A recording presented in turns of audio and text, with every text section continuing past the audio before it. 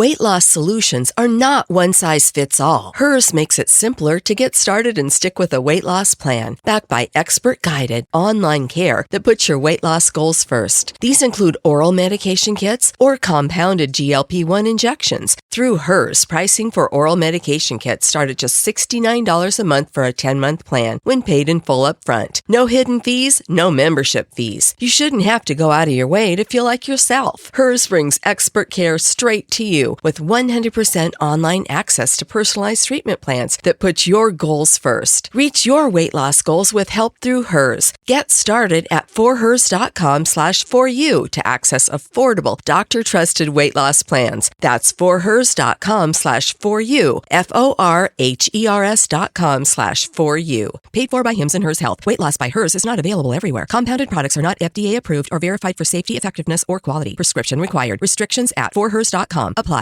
Welcome back to Mama Mystery. I am your host, Kelly, and thank you for joining me for the weekly docket where I recap the true crime headlines for the week. So, before we talk about the first story, I want to let you know I had the chance to finally sit down with Austin. I know some of you have missed having him on the podcast and his input. Well, he's very curious and invested about the Charlie Kirk situation. So I got him to sit down and talk with me about that and go through all of the text messages that Tyler allegedly sent his roommate slash lover and just the odd things about what the authorities have told us so far. However, the conversation was only supposed to last like 10 minutes because I wanted to include it as part of the weekly docket. And then it ended up being over an hour that we sat and talked about this. So I decided to make that a Patreon exclusive episode by itself. So if you want to listen to it, you can head to patreon.com/mama mystery. Aside from that, we still have 5 stories I want to talk about today. So let's get into it.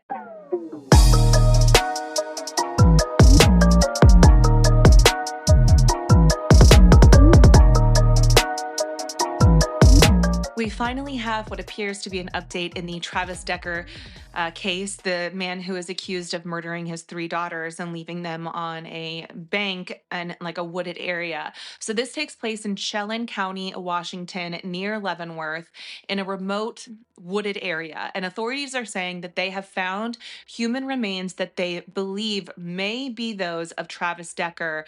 And the remains were located in a wooded area south of Leavenworth, less than a mile from where his daughters were found dead in June at Rock Island Campground. Alongside the remains, investigators found personal items and clothing thought to match what Decker was wearing when he disappeared. So, less than a mile from where his daughters were found dead. How the hell did it take them this long? I don't know, but DNA confirmation is still pending. They haven't officially said, yes, it's Travis Decker yet. Just that preliminary things line up. We believe it's probably him. So because of decomposition and possible exposure to the elements and animals, etc., it's not obvious how long the remains have been there, or at least they haven't released that information, but the condition is described as severe. So again, that leads me to think he's been there for a while. How the hell did they not know? Like, how did they not find him? I have so many questions. So as we know, Decker is accused of murdering his 3 daughters, 9-year-old Peyton, 8-year-old Evelyn, and 5-year-old Olivia. They were found June 2nd, months ago, at a campground near Leavenworth, and the girls had plastic bags over their heads and zip ties on their wrists. Autopsies said that they died of suffocation. So after that, Travis Decker had vanished after failing to return his daughters from a scheduled visitation, and he was considered dangerous and trained in survival because of his army background, which complicated the manhunt, apparently. Now, the big piece is, of course, DNA testing. Once they get that back, we'll know if these remains are officially Travis Decker's, and that confirmation could bring some closure, but in my opinion, I think it just raises more questions. Now, investigators will also be processing the site fully, of course, with the forensic scan, recovery of personal items, possibly cause and manner of death if it hadn't been determined earlier for him. The family has been notified, and there are people watching this situation closely because every inch and every tip has mattered in this case. So once they give any more updates, I will include it here on another weekly docket. But I want to know what you guys think. how baffling it is that they found these remains less than a mile from where the girls were, despite this extensive manhunt that went on for months. I'm inclined to believe that maybe he was hidden somehow. I mean, I'm not laughing because it's funny. I'm just like, how the hell? How the hell? Basically that. That's all. Let's go to the next one. This next story is a disturbing child abuse case from Fayette County, Pennsylvania, that has captured national attention. Police arrested a local couple after discovering their 5 children living in squalor, described as a dungeon inside the family's home. James Russell Call, who is 65 years old, and his wife Carly Call, who is 41, now face multiple felony charges after authorities found the children ages 5 to 14 locked in deplorable conditions in their house. So, this actually goes back to August 8th when Pennsylvania State Police troopers responded to the family's home in Redstone Township, which is within Fayette County, after a tip to Children and Youth Services about the children's living conditions. Inside, officers found 5 children ranging in ages from 5 to 14 living in squalor with no beds. They had boarded up windows. There was feces smeared on the bedroom walls. There were fleas everywhere and almost no food or clothing. Investigators say the children's bedroom door had been locked from the outside, allegedly by their father, trapping the kids in one room for most of each day and all night. The room had even surveillance cameras hardwired to the father's bedroom, effectively turning it into this dungeon that he could just watch and surveil, I guess.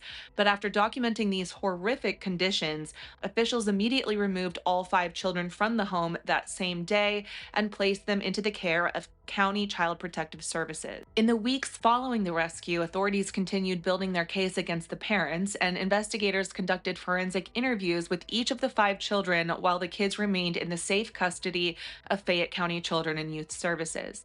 So these interviews and further evidence gathering throughout August helped corroborate the abuse allegations as officials prepared to take legal action.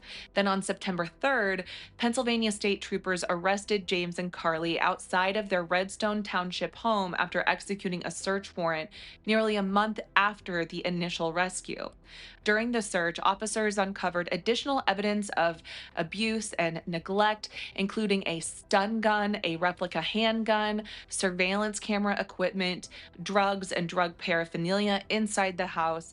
And based on this evidence, the couple was taken into custody rather, on the spot by state police. The next day, September 4th, the arrested couple appeared in court for a preliminary arraignment, and according to court records, a judge denied bail for both James and Carly, so they remain behind bars.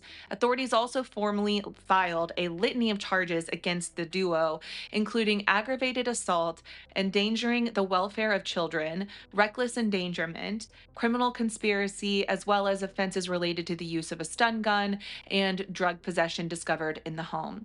So these charges are serious and reflect the multiple forms of abuse and danger that the kids were subjected to. So the other day, so this would have been today's the 19th. This would have been 2 days ago. They went in front of a judge. I don't have the court records from that that preliminary hearing, rather, but it does look like they are going to remain in jail without bail until, I guess, their trial starts, or until they enter a plea agreement at the very least. Now, it turns out that there were red flags about the Call's household long before the August 2025 incident. So, Rachel Silbaugh is the biological mother of 2 of the 5 children, and she had tried to raise alarm for years. James is the father of all 5 children, and Carly is the mother of the other 3 children. Well, Rachel reportedly filed protection from abuse orders against James as early as 2016 and made multiple reports to child services about signs of abuse over the years. In one court filing, James allegedly threatened to lock one of their daughters in a garage if she didn't stop crying. But despite these warnings, a judge at one point ordered a 50-50 custody split between Rachel and James, after Rachel was diagnosed with a serious medical condition, meaning the children continued spending time with their father. And this is like the tale as old as time that I see where there's all these red flags. Oh, someone tried to tell them, but the judge still let them go see their dad because, family is important. But like, why are we disregarding the seriousness of these red flags and these warnings? Because now we've got these kids who have been subjected to prolonged abuse and they will have lifelong trauma because of it. So I don't understand this system where we have to wait until things get bad enough before we act. Like it's so backwards. I don't know how to fix it. I've talked about this a million times on this podcast before, but I just don't understand it.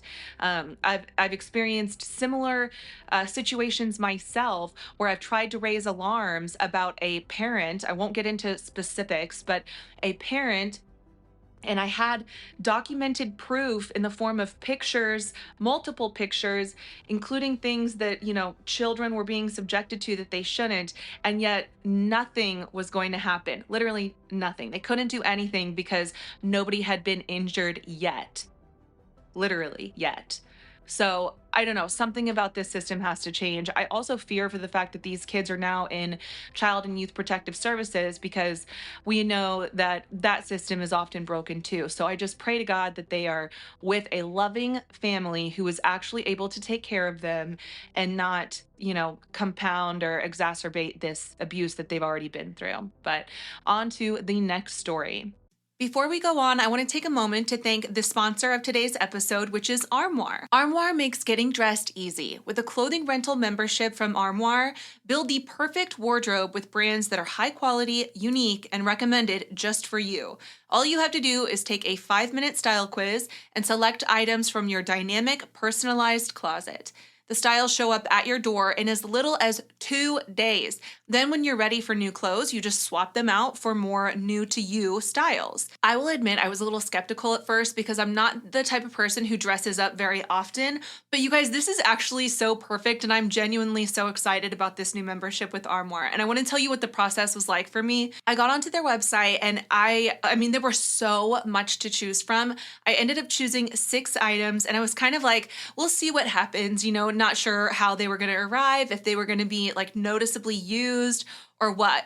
But listen, 2 days after I placed my case order, it showed up on my doorstep. Everything was when I pulled it out of the bag, everything was neatly folded and then tied up in this really pretty little bow.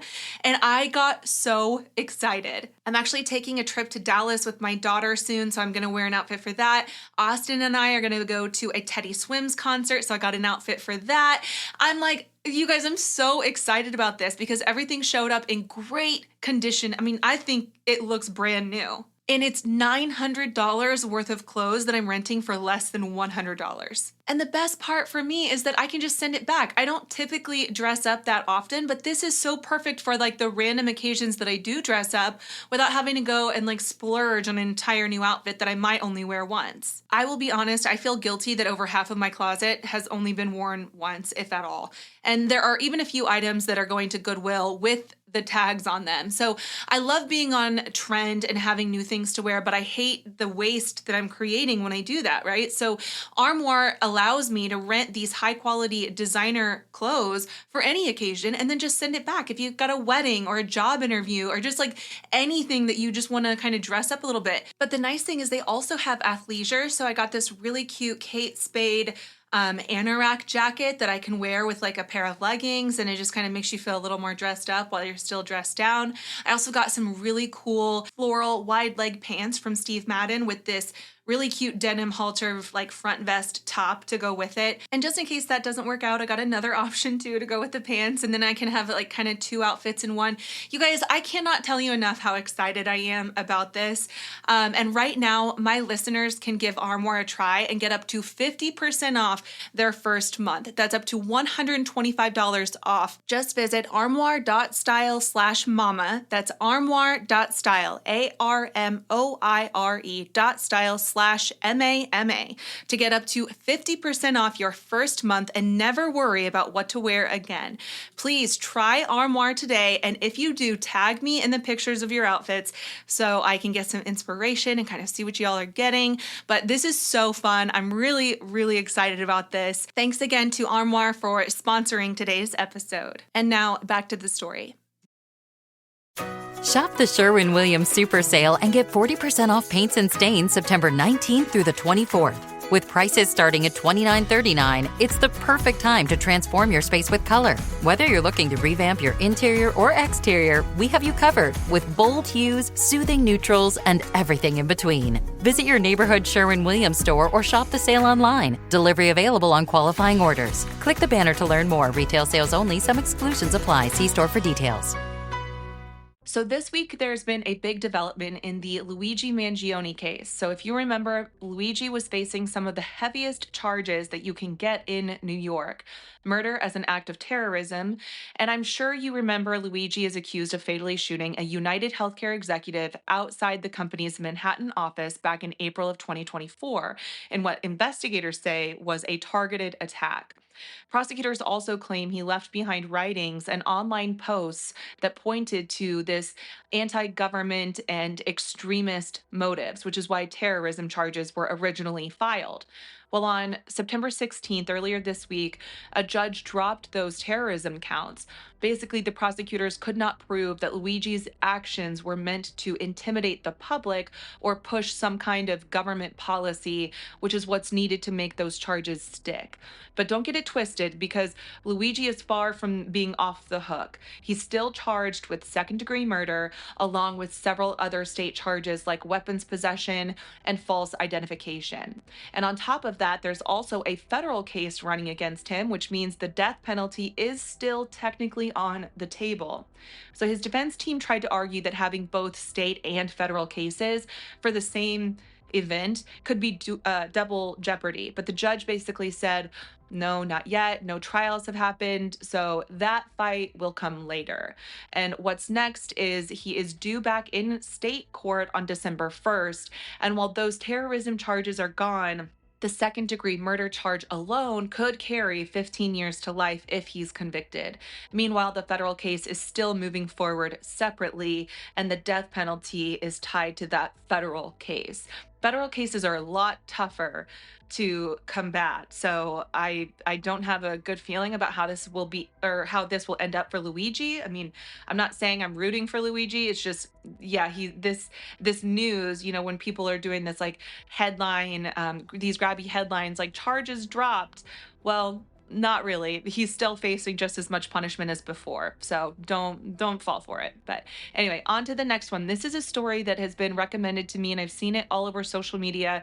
There's been a lot of talk about what actually happened, and a lot of, misinformation, because there's too many different things being said. So here's what I know so far. On the morning of Monday, September 15th, around 7 a.m., a faculty member at Delta State University found 21-year-old Trey Reed hanging from a tree near the campus pickleball courts. Now, Trey was a student at Delta State, and the discovery immediately set off shock and confusion. When police and the Bolivar County coroner got there, they said at first glance there were no signs of foul play, meaning no apparent broken bones, no cuts, no other injuries that would point to an attack. But here's where things kind of get messy. Trey's family says law enforcement originally told them that he had died in his dorm bed. And later they were told he'd actually been found outside hanging from a tree. And that contradiction is fueling a lot of suspicion and anger. And rumors also started flying online that Trey's body showed other injuries, like some broken limbs. And the coroner has denied that, saying that the preliminary exam did not show any kind of those wounds or injuries. Right now, an official autopsy has been completed, but results have not been released yet. The Mississippi Bureau of Investigation is leading the case, and Trey's family has also brought on civil rights attorney Ben Crump. And if you follow true crime, you know that when Crump steps kicks in, it usually means there are big questions about transparency and accountability. His team is asking for surveillance video from the campus and an independent autopsy just to be sure that there's nothing that's being hidden. At the same time, there's public pressure for the FBI to get involved, especially since Trey was a young Black man found hanging from a tree in the South, something with a obviously really painful historical context. Students and civil rights groups are making noise about that right now, as they should. So the timeline kind of looks like this. September 15th in the morning, Trey is found hanging near the pickleball courts by a faculty member. Police and the coroner respond, and they say no obvious signs of foul play. That same day, family is told two different versions of where Trey was found, first in his dorm, then outside. Coroner has denied social media claims of the broken bones. Civil rights attorney Ben Crump comes on board, pushes for transparency and access to some more video. And then yesterday, the autopsy was finished, but the results are still pending. So once they release more information on that, the state investigators are leading, and obviously people are calling for the FBI to step in. So I think that even though it's still under investigation, we will eventually learn more details. But regardless of what those details are, I just hope that the family is able to find some sort of justice and or closure with whatever those answers turn out to be. So whatever it ends up being, I will be here to update you next week, probably on the weekly docket if we learn more information by then. Now, the last story is a tragic story out of York County, Pennsylvania, specifically the North Codorus Township. On Wednesday, September 17th, just after 2 p.m., officers went to serve a warrant at a farmhouse in North Codorus Township. The target was 24-year-old Matthew James Ruth, a man from Hanover, Pennsylvania. Ruth had been wanting on stalking, trespassing, and prowling charges that were tied to his ex-girlfriend. The day before the shooting, his ex-girlfriend's mother called police to report that Ruth was outside their home, wearing camouflage and peering in with binoculars. She told police that she feared he was armed, and this wasn't the first time either, because just a month earlier in August, the woman's car had been set on fire, and she believed that Matthew Ruth was responsible. So when officers couldn't find him that night, they returned the next day with misdemeanor warrants in hand. They were there to arrest him, but what they walked into was an ambush. Matthew had apparently been lying in wait as plainclothes detectives from the Northern York County Regional Police Department went through the front door, which was unlocked. Matthew opened fire. He was armed with an AR-style rifle outfitted with a suppressor. The scene erupted in gunfire, and inside the house, 3 detectives, Sergeant Cody Becker, Detective Mark Baker, and Detective Isaiah Emmenheiser, were fatally shot. 2 other officers, another detective and a York County Sheriff's deputy, were also hit as well. Both were rushed to Wellspan York Hospital, where they remain in critical but stable condition. Neighbors described hearing rapid gunfire echoing through the farmland, and officers swarmed the area. The suspect was ultimately shot and killed during the exchange. So here's what I know about him so far. Matthew Ruth was only 24 years old, but he had a disturbing pattern of behavior. He was facing charges for stalking his ex, for trespassing on her property, and for prowling. Just the night before, he'd been spotted in camo watching her home with binoculars, and he clearly had military-style gear and firepower, which made the ambush that much more terrifying. Officials say autopsies for the slain officers will be completed by the end of the week, and investigators are piecing together the exact timeline from Ruth's stalking and the arson in August to how he set up this ambush on the 17th. Governor Josh Shapiro has ordered flags at half-staff and called it a devastating day for Pennsylvania. The FBI and ATF are now assisting the Pennsylvania State Police as they comb through all of the evidence. Now, I know that this week was really heavy for a lot of us, and one thing I want to acknowledge is the outpouring of love and support that I've personally gotten on my social media, through DMs, through positive reviews and ratings, messages. I have been inundated with messages from people, and it has like restored my faith in humanity. And I just appreciate you guys so much, and I feel so much more connected to so many of you now because of those messages, and because I just feel like I can be a little more authentically myself when I'm talking to you guys. And All of that is to say that I'm very thankful, but I also want to restore your faith in humanity a little bit by ending this episode with some good news. So, during the height of the pandemic lockdown, Asher Rosenfeld, a New York City 12-year-old, began the Audibles with Asher program, hosting weekly individual reading sessions over Zoom for children and young adults with special needs. He wanted to give them a routine and something to look forward to during a difficult time in the fall of 2020. Well, now, 5 years later, the bonds between them, built through Asher's initiative, continue stronger than ever. The resourceful 17-year-old is still seeing the same kids and young adults every week on Zoom to read books and further their friendships. Because it's online, it's easy for every participant, no matter their physical or medical condition, to join from their home. And the parents of special needs kids say that it has been a lifeline for their children. And for the Upper West Side teen, it's been a lesson in empathy, consistency, and connection. Asher reads to each participant and then he donates and ships the books as well. Books like I Broke My Trunk, an Elephant and Piggy book, written by Mo Willems for ages 3 to 6 years old. This year, Asher has partnered with the nonprofit Friendship Circle, an organization promoting greater awareness and understanding of the uniqueness of people with special needs. And those who have participated in Audibles with Asher love the experience. Asher said, quote, reading brings the imagination to life. It takes us beyond our everyday world and brings us into someone else's, which is so special and so cool. I love to read, and I'm thrilled to be able to share my passion reading one-on-one and connecting over stories that we can enjoy together. Way to go, Asher. Your parents must be so proud, and that is such a cool thing. It's so neat to see teenagers. I mean, this kid is probably, 17 years old now, started this when he was 12. I mean, there's still goodness out in the world, despite how heavy this might seem at times, because I'm a true crime podcast, so I only really report mostly bad news. I thought it was important to, give you guys a little glimmer of hope that there is still good in the world, and there's good people like Asher and like all of you. So thank you so much for listening to this week's weekly docket. I'll be back next week with a deep dive. Stay curious, stay vigilant. Mama Mystery out.